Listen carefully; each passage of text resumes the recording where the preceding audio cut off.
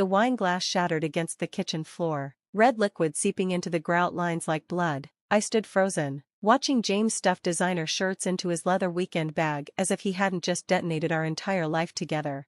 "Ashley?" I repeated, my voice oddly calm. "Your assistant Ashley? The one you said was just an eager intern?" He didn't even look up, just kept methodically packing. "She understands me, Rebecca. She sees my potential, doesn't try to hold me back like you do. My name is Rebecca Mitchell, and after 15 years of marriage, my husband was leaving me for a 23-year-old who still lived with roommates and called herself an aspiring influencer on Instagram." "Hold you back?" I laughed, but it came out hollow. "I supported you through law school, helped you build your practice from nothing. How exactly did I hold you back?" James finally looked up, his handsome face twisted into something I didn't recognize. "By being so damn perfect all the time. The successful investment banker who never makes mistakes. Do you know how suffocating that is?" I stared at him, really seeing him for the first time in months. The expensive new clothes, the gym membership he suddenly couldn't live without, the late nights at the office that never quite added up. All the signs had been there, I just hadn't wanted to see them.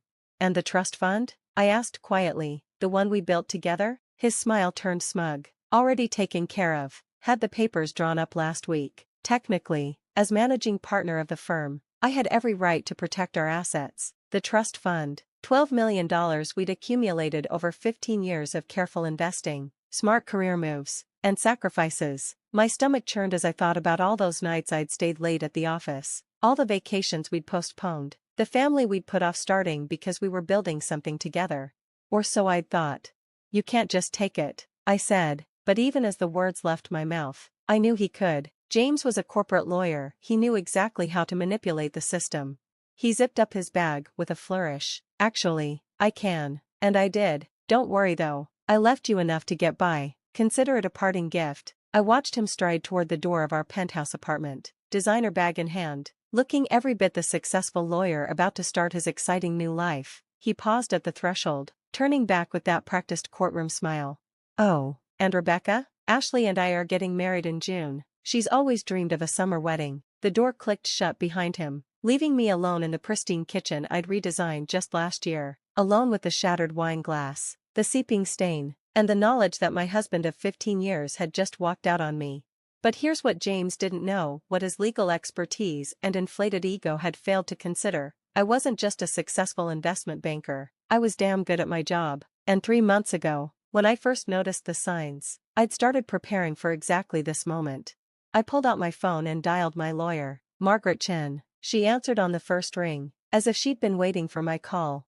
"It's done," I said simply. He took the bait. Margaret's voice was crisp and professional. "Everything in place? Just like we planned. He thinks he cleaned out the trust fund, but..." I smiled, feeling the first real spark of satisfaction since James dropped his bombshell. "But he has no idea about the offshore accounts, or the shell company, or the fact that I've been documenting every questionable transaction he's made in the last 6 months." There was a pause, then Margaret chuckled. "You really are brilliant, you know that? When you came to me with suspicions about James, I thought you were being paranoid, but you saw it coming." I had. The signs were there if you knew where to look. The sudden interest in cryptocurrency, the new offshore clients, the way he'd started asking pointed questions about our investment portfolio. James thought he was being clever, but 15 years in investment banking had taught me to spot patterns.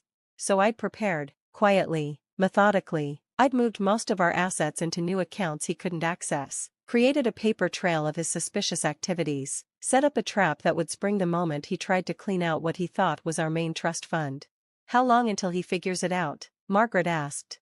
I glanced at my watch. "The fake trust fund transfer should clear in about an hour. Once he tries to access it, the fraud alert will trigger, and all his recent transactions will be flagged for review." Margaret sounded impressed. "You've really thought of everything." "Not everything. I hadn't thought about how empty our apartment would feel. Hadn't prepared for the ache in my chest when I looked at our wedding photo still hanging in the hallway. 15 years was a long time to love someone, even if they turned out to be a stranger in the end. My phone buzzed with a text from an unknown number. "You're so lucky James wants to be with me. Don't worry, I'll take good care of him. Ashley." Of course she'd get my number from him. I deleted the message without responding. The next few hours passed in a blur. I methodically went through our apartment, gathering James's remaining belongings into boxes, his favorite coffee mug, The ridiculously expensive golf clubs I'd bought him for Christmas. The framed law degree I'd helped him earn by working extra hours to pay his tuition. Each item felt heavy with memories, with promises now broken. By midnight, I'd filled 6 boxes. They sat by the door like sentries, guarding the remains of my marriage. Then my phone exploded with notifications. First came the angry text from James, "What the hell did you do?" Then 3 missed calls. Finally, an email, his rage evident even in the subject line, "You will regret this." I poured myself a fresh glass of wine, careful to step around the stain from the broken one, and settled in to read his tirade. The email was exactly what I'd expected: threats of legal action, accusations of manipulation, demands that I fix this immediately or face consequences. Classic James, always believing he held all the cards. I typed out a simple reply: "I suggest you check your own accounts, specifically, the transfers you've been making to Ashley's personal account for the last 3 months, the ones coded as business expenses but sent through your private server. I'm sure the Bar Association would be very interested in those." His response came seconds later: "You're bluffing." I wasn't. I had everything, every transaction, every coded email, every falsified expense report. I'd watched him dig his own grave for months, collecting evidence while he was distracted by his midlife crisis and his young girlfriend. Another text from Ashley popped up: "James is really upset. What did you do to him? This is so toxic." I blocked her number.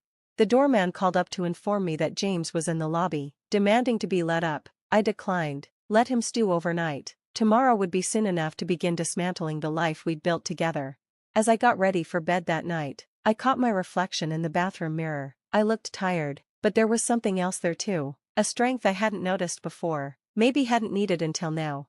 I thought about the day James and I met, both young and ambitious, believing we'd take on the world together. We had, in a way, we'd built something remarkable. I just hadn't realized he'd been planning his exit strategy while I was planning our future.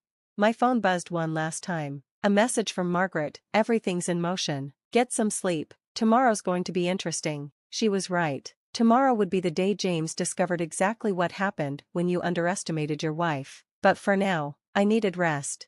I crawled into our king-sized bed, my bed now, and stared at the ceiling, listening to the quiet hum of the city below. 15 years of memories echoed through the empty apartment, but for the first time since James walked out, I didn't feel like I was drowning in them. Instead, I felt something unexpected: anticipation. Because tomorrow, James would learn that his carefully planned escape with his young girlfriend wasn't going to go quite the way he'd imagined. Tomorrow, he'd discover that the woman he'd dismissed as predictable and suffocating had outmaneuvered him at every turn.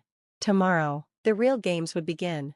The next morning, I woke to 17 missed calls and over 30 text messages. James had been busy. His messages devolved from angry demands to desperate pleas as the night wore on, ending with a final text at 4:37 a.m. "We need to talk, please." I took my time getting ready, selecting a crisp white blazer and my favorite Louboutins. If I was going to watch my husband's world implode, I wanted to look impeccable doing it.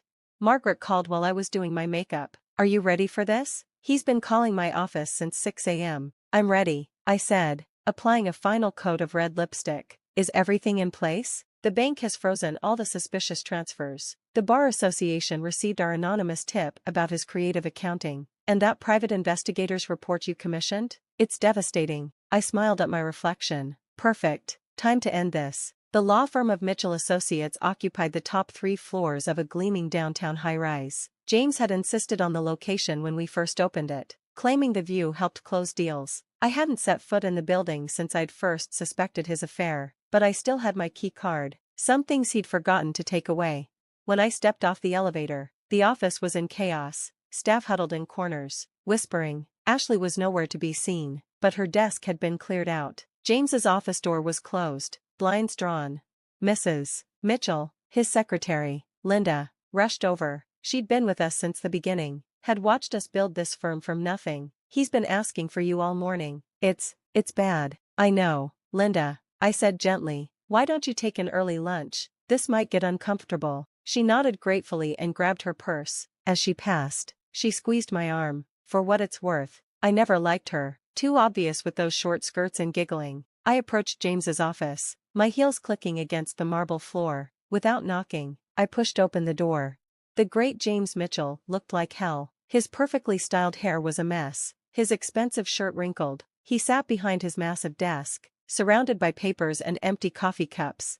"What did you do?" he demanded as soon as he saw me. "The accounts are frozen. The Bar Association is asking questions. Even my personal cards are being declined." I sat down across from him, crossing my legs calmly. "I protected myself. Something you taught me, actually. Remember when you said every good lawyer has a contingency plan? This isn't protecting yourself," he snarled. "This is sabotage. You've ruined everything." "No, James. You did that when you decided to sleep with your assistant and steal our money." I pulled out my phone, scrolling through messages. "Speaking of Ashley, have you talked to her this morning? Since her bank flagged those transfers as potential fraud?" His face paled. "You wouldn't." "I already did. Turns out, moving firm money through personal accounts to pay your girlfriend looks a lot like embezzlement, especially when you code it as business expenses." He slumped in his chair, the fight draining from him. "How long have you known?" "About Ashley? 3 months. About the money? Longer. I'm an investment banker." "James, did you really think I wouldn't notice strange transfers and offshore accounts?" "Rebecca,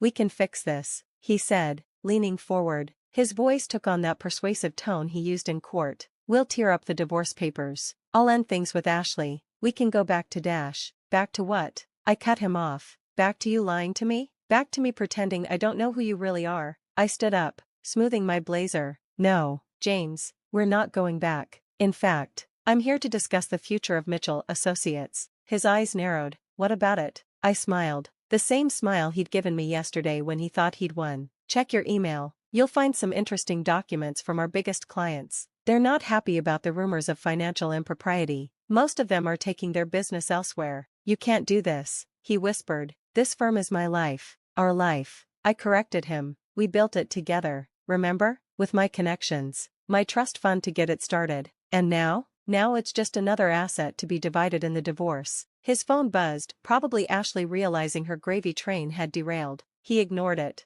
staring at me like he was seeing a stranger.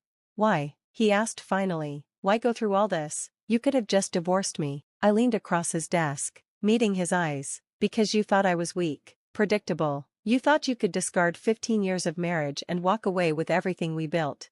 I needed you to understand exactly who you were walking away from." As if on cue, Linda appeared in the doorway. "Mr. Mitchell? There are some gentlemen here from the Bar Association. They're asking about an ethics complaint." James's face crumpled. His perfectly planned escape was falling apart, piece by piece. The money he thought he'd secured? Frozen. The girlfriend he'd risked everything for? Gone radio silent once the cash dried up. The reputation he'd spent years building? About to be scrutinized by his peers. "You'll never get away with this," he said, but his voice lacked conviction. I gathered my purse, preparing to leave him to face the consequences of his choices. "I already have." "Oh, and James? Ashley posted some interesting photos last night. You might want to check her Instagram. Apparently, she's already found someone new, someone whose accounts aren't frozen." I walked out of his office, head high, leaving him to deal with the Bar Association investigators. The staff watched me go, their expressions a mix of awe and sympathy. They'd figure out soon enough that Mitchell Associates would survive just under new management. Outside, the summer air felt clean and fresh. My phone buzzed with a text from Margaret. "Just got the preliminary divorce agreement drafted. You're going to like it." I smiled, thinking about the future stretching out before me. The firm would need restructuring, clients would need reassuring, but for the first time in months, I felt truly free. That evening, I returned to my apartment. The boxes of James's things still sat by the door, but they no longer felt heavy with memories. They were just boxes, filled with the belongings of a man who had underestimated his wife. I poured myself a glass of wine carefully, this time, and walked out onto the balcony. The city sparkled below, full of possibilities. My phone had been quiet for hours. James was probably too busy dealing with the ethics investigation to harass me further. A text came through from an unknown number. "I'm sorry, Ashley." I almost laughed. Sorry she got caught. Probably. Sorry the money dried up. Sorry she'd bet on the wrong horse. I blocked her number again and turned back to the view. Somewhere out there, James was realizing that his perfect escape plan had backfired spectacularly. His young girlfriend had vanished, his assets were frozen, and his professional reputation was in tatters. Meanwhile, I had emerged stronger than ever. The firm would survive under my leadership. The trust fund he'd tried to drain was safely secured, and I had finally shed the role of perfect, predictable wife.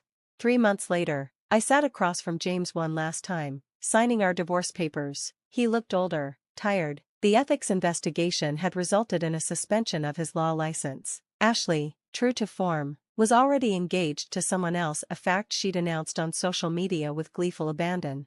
I never saw it coming, he said quietly as we finished signing. Any of it. I thought I knew you. That was your mistake, I replied, gathering my papers. You saw what you wanted to see, the supportive wife, the reliable partner. You forgot that I'm also a woman who knows her worth. I stood to leave, but he called after me, for what it's worth. I'm sorry, not just for Ashley, but for underestimating you, for thinking I could outsmart you. I paused at the door, looking back at the man I'd once loved. Goodbye, James, I hope she was worth it. The door clicked shut behind me, echoing with finality. In my purse, my phone buzzed with work notifications, client meetings to schedule, decisions to make. Life went on.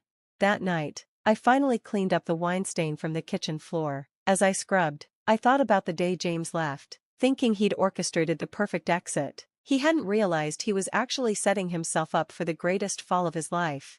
Sometimes the perfect revenge isn't about getting even, it's about showing someone exactly what they lost and making sure they live with that knowledge forever. I never told James about the second offshore account, the one even Margaret didn't know about. Some secrets, after all, are better kept, just like some lessons are better learned the hard way. The wine stain finally faded, leaving no trace of that fateful day. Like James's presence in my life, it had seemed permanent at first, a mark that would never fade, but with enough patience, enough determination, anything can be erased. Well, almost anything. The lessons? Those I'd keep forever.